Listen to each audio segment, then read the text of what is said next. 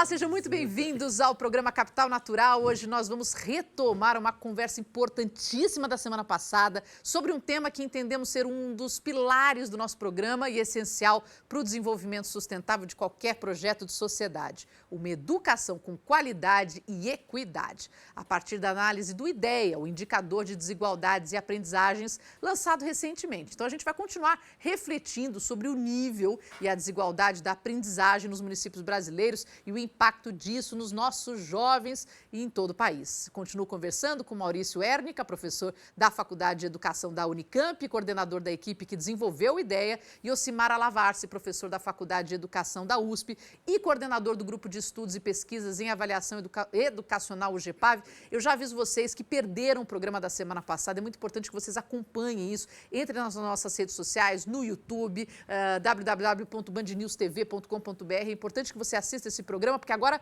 nós vamos continuar. E é a partir deste ponto que eu falo com os meus entrevistados. A gente falou no programa da semana passada, índice de diferenças socioeconômicas entre meninos e meninas, português e matemática, tá bom. Eu entendo o papel do professor, que tem que ter um preparo para chegar em sala de aula, o preparo para se atualizar o tempo todo, preparo para lidar com situações socioeconômicas que dificultam que a criança sequer tenha uma estrutura para essa escola, mas tem muitas coisas ao redor. E antes? Como é que a gente faz para melhorar a educação, uma vez que a alimentação é importante? Uma vez que, eu nunca vou esquecer de uma entrevista que eu fiz, onde a professora se tocou que o menino na escola tinha muita dificuldade na escola porque ele não tinha como usar papel em casa. Ele não tinha acesso a papel. Então, ela teve que providenciar, porque ela foi na casa da criança e viu, e teve que providenciar algum tipo de papel para que a criança pudesse fazer a tarefa de casa. Porque nem isso ela conseguia ter acesso. E não tem apoio dos pais, porque os pais não davam valor à escola. Então, são tantas camadas a serem trabalhadas antes do que acontece dentro da sala de aula. E aí, faz o quê? Bom, primeiro vamos ressaltar que o Brasil, há alguns anos, tem políticas sociais que chegam à escola, ou que são realizadas na escola, como, por exemplo, fornecimento de comida. Hoje há um programa de alimentação. A merenda escolar no Brasil já não é mais um lanche. Se em algum município, alguma escola pública não há comida, algum problema... A gente de vez em quando questiona, Ocimar, porque mas salsicha e macarrão não é que é uma... Em tese, hoje o Brasil fornece comida para toda e qualquer criança. Tá. Fornece material escolar, livros e outros materiais. Fornece transporte, dependendo da distância em que o aluno mora da escola. Então, isso não resolve todos os problemas que o aluno tem em casa, mas o Brasil tem uma forte política social, independentemente da condição econômica da família. Então isso é importante ser ressaltar. Isso não resolve todos os problemas, mas se configura num avanço. Outra coisa é que, do ponto de vista da escola, eu volto a insistir numa ideia. Nós precisamos acreditar no potencial das nossas crianças. A despeito das pesquisas mostrarem que filhos de mães praticamente analfabetos ou que nunca foram para escolas têm uma trajetória diferenciada, isso não pode significar condenação. O que acontece é que muitas vezes essas crianças, elas chegam à escola sem uma noção do que seja a escola, sem inclusive o desenvolvimento daquilo que o Pierre Bourdieu chamou de hábitos, de uma série de predisposições. Mas essa é uma tarefa da escola, de fazer com que a criança se engaje no processo. Sim. E mais uma vez quero insistir numa ideia. Nós temos que avaliar melhor a aprendizagem das nossas crianças. Desde cedo. E avaliar não só melhor, mais, especialmente no começo. Para evitar um quadro que nós temos hoje no Brasil ao final do ensino médio. Os jovens que hoje estão terminando o ensino médio brasileiro têm uma capacidade de leitura que seria adequada talvez para o 8º ano. Talvez o 9º, ou seja, como se eles devessem ficar na escola, na média isso, que o Maurício já mostrou a diferenciação. Na média, eles precisariam ficar mais 3 anos na escola para desenvolver a capacidade de leitura, que é uma capacidade decisiva.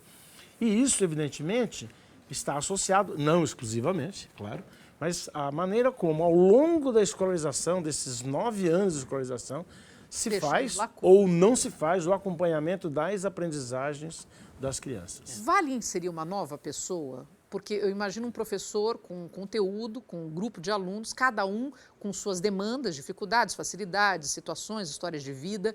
Vale se colocar uma outra figura, que seja um segundo professor, um coordenador, um grupo de estudo paralelo, para que se possa dar esse olhar um pouco mais personalizado a esses jovens? Não, talvez sim, em algumas circunstâncias. A gente, turmas...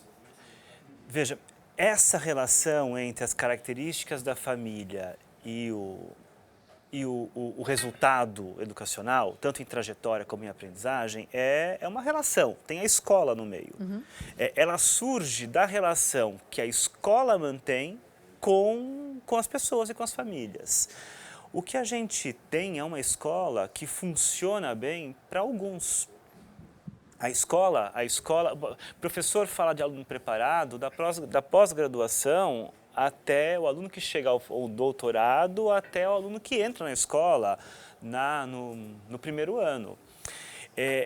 A escola está organizada de uma maneira a esperar, a pressupor e a valorizar alguns saberes que algumas famílias transmitem e outras não. Tem um exemplo bom para isso.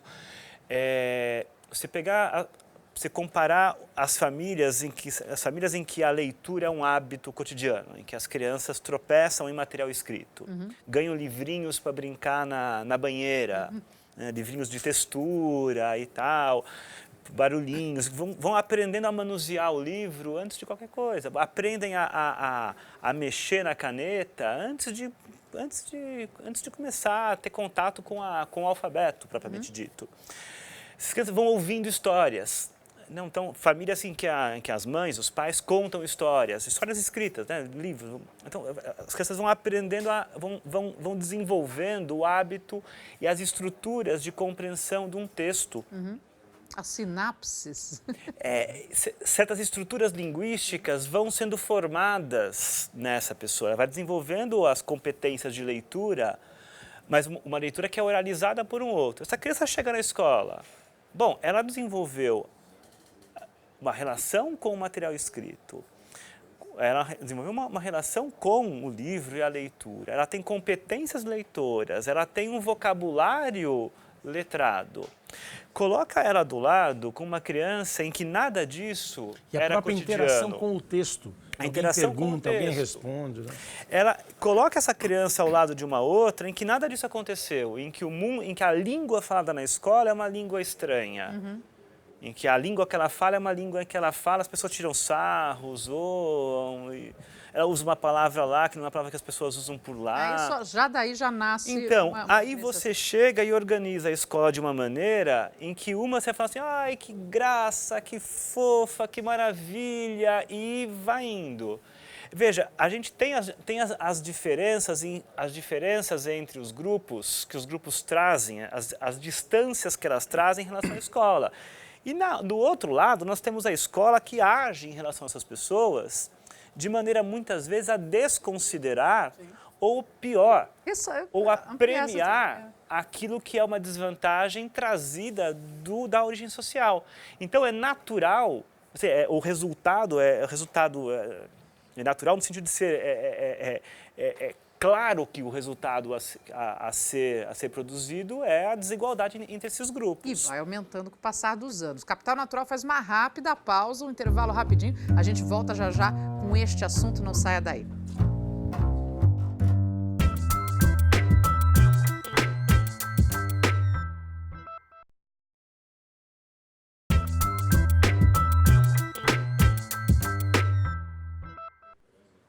Estamos de volta com Capital Natural, hoje falando sobre as desigualdades na educação, com os professores Maurício Ernica, da Unicamp, e Ocimara Lavarce, da Faculdade de Educação da USP. A gente vem falando dessas desigualdades de aprendizagem e eu queria marcar o que o IDEA encontrou. Assim, apesar da gente já vem falando disso, assim, o que já podemos visualizar? Não sei se por conta de região, o que a gente pode ressaltar? Bom, primeiro convidar todo mundo a entrar no portal idea.org.br, e lá dá para consultar os dados para os municípios. Tem também Temos eleições ano que vem, é bom o pessoal enxergar isso aí logo. Exato. Temos lá todo um repertório, um conjunto de políticas públicas que produziram bons resultados em termos de desigualdades no Brasil e em outros países. Vamos copiar. Temos também todo um repertório de artigos científicos internacionais e brasileiros que tentam explicar e entender essa questão toda. Então, o portal é muito rico, está todo mundo convidado a entrar e passar um tempo lá. O que a gente encontrou? Nós encontramos, primeiro, a gente viu que quando a gente tem mais situação de equidade, mais frequentemente os municípios têm situação de equidade quando tem baixa aprendizagem. Uhum. É mais fácil ter equidade quando a gente está falando de uma baixa aprendizagem. Isso. E é raro a gente ter um município que tenha equidade e alta aprendizagem. Uhum. Quando tem alta aprendizagem, os municípios, quase todos eles, são desiguais. Uhum. Isso revela para a gente a dificuldade que o país tem de fazer com que todos aprendam. Quando a gente coloca as políticas que geram maior aprendizagem, melhores resultados, essas políticas falam melhor para alguns. Porque o outro resultado que nós temos, resultados mais gerais, né, de análise do conjunto dos municípios, o outro resultado é que o baixo nível de aprendizagem e a desigualdade são explicados fundamentalmente ou em larga medida pela quantidade de gente, pelo percentual de estudantes que aprendem muito pouco. Então, o nosso resultado, e o que a gente quer discutir política pública com isso, o nosso resultado é que a gente tem um sistema que consegue ensinar para poucos grupos. E ainda que as médias melhorem, esse não é um sistema justo. Uhum. E essa desigualdade ela é ruim para o país, especialmente porque ela está sendo produzida deixando um monte de gente aprendendo muito pouco. Agora, existem alguns municípios que têm, em que essa relação ela é melhor. Município, a gente tem alguns casos de políticas públicas que produzem bons resultados. Inegavelmente, assim, o Ceará tem bons resultados. A política cearense produziu bons resultados efetivamente, tanto em termos de aprendizagem como em termos de equidade. Em Minas, em São Paulo, temos vários municípios em que essa relação é uma relação mais interessante. Uhum. Agora, o país continua sendo muito desigual e em alguns estados do Sul, é importante se dizer, em municípios da região do Sul e também do Sudeste, nós temos muitos casos em que a aprendizagem é alta, o IDEB também vai ser um IDEB razoável, mas as desigualdades são muito marcadas. Isso reflete na nota, Neucimar? Não, eu estava dizendo o seguinte, algumas pesquisas que nós estamos conduzindo, inclusive acompanhando uma literatura internacional, mostram que a nota que o professor atribui ao aluno, uma parte, não mais do que 60% é de fato relativa à aprendizagem do aluno. 60%?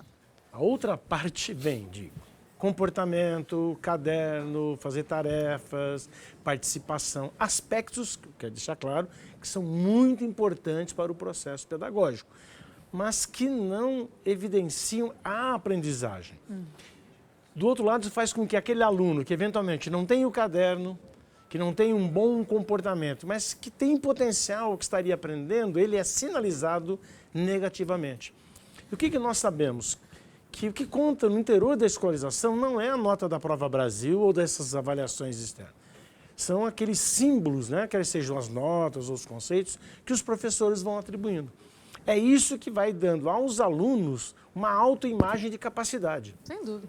Então, nós estamos desenvolvendo algumas pesquisas tentando melhorar, né, ainda no âmbito de pesquisa, evidentemente, essa capacidade de avaliação dos professores. Para que, a despeito do que se considere sobre o comportamento, caderno e etc., mas que haja um foco maior na aprendizagem. Eu havia destacado isso no bloco anterior. Porque é na aprendizagem que nós temos que incidir. É a partir dos desafios da aprendizagem que os professores devem, inclusive, rever as suas práticas, as suas metodologias, os recursos que são utilizados, os atendimentos que, como você nos indagou, talvez até em alguns casos demandando ou mais um professor para acompanhá-los, ou algum outro tipo de profissional. Mas isso tem que ser feito em torno da aprendizagem, porque é disso que se trata, né?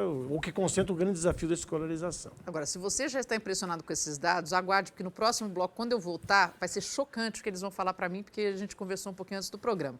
Não saia daí.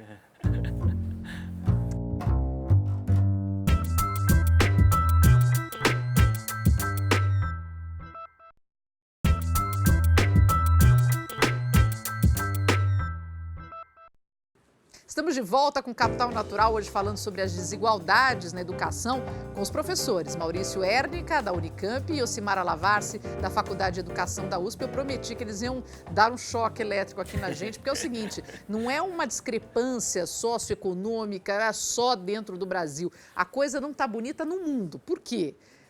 Hoje, uma pessoa que tem uma alta aprendizagem, foi para a melhor escola, apresentou as melhores notas, foi muito bem. Como é que ela está diante de outros locais do mundo? A aprendizagem, no geral, no Brasil, quando se apresenta lá fora, a gente está bem, não está bem, não, né? Não está bem, não. A gente está falando de grupos, né? Eu posso pensar um indivíduo aqui de altíssimo desempenho, ele vai ter alto desempenho em qualquer lugar do mundo. Mas quando a gente compara grupos, os resultados não são bons. Tem dois trabalhos que valem a pena mencionar. Tem um trabalho do começo dos anos 2000, do professor Creso Franco, da PUC do Rio, sobre a educação das elites. Ele compara o desempenho entre grupos de maior nível socioeconômico no Brasil e de alguns países.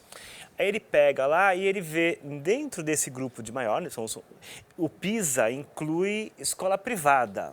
Tá? A Prova Brasil, que a gente estava conversando antes, é só escola pública. Aqui tem escola privada. Então, são efetivamente a educação das elites do Brasil. Grupos das elites, melhores elites brasileiras. Sim. É a amostra Chegou lá fora, como é que é? A nossa amostra é catastrófico. Porque o Catastrófico, você viu essa palavra? Catastrófico. Porque o percentual dos alunos das elites brasileiras que tinha atingido lá as maiores faixas de leitura no PISA, né, as maiores notas no PISA, as competências mais avançadas medidas na prova, era muito mais baixo do que o percentual de outros países. Então, tanto que o texto termina dizendo que a famosa imagem da Belíndia, né, que o Brasil seria uma combinação de uma parte rica, a Bélgica, uma parte pobre, a Índia, fala, na educação isso não existe. E se existe, a Bélgica é do tamanho de Andorra. Ele termina com essa brincadeira, que é minúscula. Então, e outros trabalhos confirmam esse resultado. Agora, o que acontece é que dentro do país a desigualdade é funcional. Como mesmo que o meu grupo, na comparação internacional, não está bem na foto, mas dentro do país, como as pessoas aprendem muito menos, as vantagens produzidas pela minha escolarização melhor em relação aos outros são muito marcadas. Então, por mais que na comparação internacional o retrato seja ruim, dentro do país a desigualdade ela funciona, ela realmente assegura privilégios. Isso, a hipótese que eu tenho, corroborada por outros pesquisadores, é que essa mentalidade da escola brasileira de encontrar os melhores. Então você produz uma hierarquia, né, entre os alunos, né, que se configura nos dados, mas como essa hierarquia ela não tem toda e a devida preocupação com as aprendizagens, mesmo aqueles que são colocados nas melhores posições internamente, quando eles são comparados com alunos de outros países, nós encontramos, por exemplo, essa seguinte situação. Na média, os alunos de nível socioeconômico mais alto brasileiro têm um desempenho só superior aos alunos mais pobres nos Estados Unidos da América do Norte, por exemplo.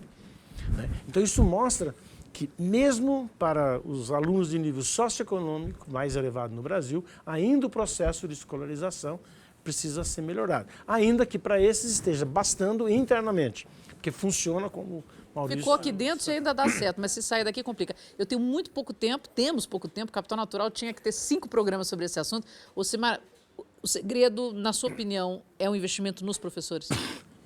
Investir nos professores para que eles não só acreditem em seus alunos, mas saibam trabalhar as dificuldades de aprendizagem dos seus alunos e, claro, por conta das minhas pesquisas, melhorando os processos de avaliação da aprendizagem internos às escolas, que é onde, de fato, a educação escolar se materializa e é ali que nós temos que incidir por uma questão de democratização da escola, melhorar a aprendizagem dos nossos alunos. E com foco ainda um pouco mais especial no início da educação. Sobretudo, os problemas não debelados no início da escolarização, ou eles são quase impossíveis de serem enfrentados, ou acabam custando muito. Quer dizer, um aluno que no 9º ano leia pouco, cria, né, dificuldades para o processo pedagógico que são quase que incontornáveis. Agora, só que essas dificuldades detectadas no 8º ano, por exemplo, 7º, ou mesmo no 9º ano, elas já começaram a se manifestar no 1º ano. Porém, não houve sensibilidade por uma série de razões, por questões subjetivas ou objetivas, de serem enfrentadas. E ela não só se propaga, como ela vai se intensificando enquanto diferença, e, portanto, configurando, inclusive, desigualdades, porque aí nós sabemos que os alunos que tendem a apresentar dificuldades no início são aqueles que não dispõem nos seus lares de determinadas condições. Não, e é que eu falo, né? A gente vai vendo a cada ano como é importante a gente dar valor ao professor. Ele é uma peça tão chave na vida das pessoas e na vida do país, porque nós estamos formando pessoas que não têm capacidade para tocar a vida, para conseguir se desenvolver profissionalmente, para conseguir entrar nessa selva, que é uma luta, né, por vagas em todos os momentos. E quer dizer, e a gente está deixando os professores... Porque nós, pesquisadores, podemos descobrir, né, criar hipóteses, né? Eu acredito no que nós fazemos, né, inclusive pago pelo povo de São Paulo, no nosso caso, mas se os professores não se engajarem, se não tiverem as condições de trabalho, as nossas ideias não vingarão. Olha, eu agradeço muito a presença dos meus convidados. O Capital Natural fica por aqui. Muito obrigada ao Maurício Ernica, professor da Faculdade de Educação da Unicamp e coordenador da equipe que desenvolveu o IDEA, e Ocimara Lavarce, professor da Faculdade de Educação da USP e coordenador do Grupo de Estudos e Pesquisas em Avaliação Educacional, o GEPAV. Eu peço que você continue conosco, reveja os nossos vídeos, compartilhe, mande seus comentários, se aproprie do nosso conteúdo. Eu sou a Marina Machado e até uma próxima.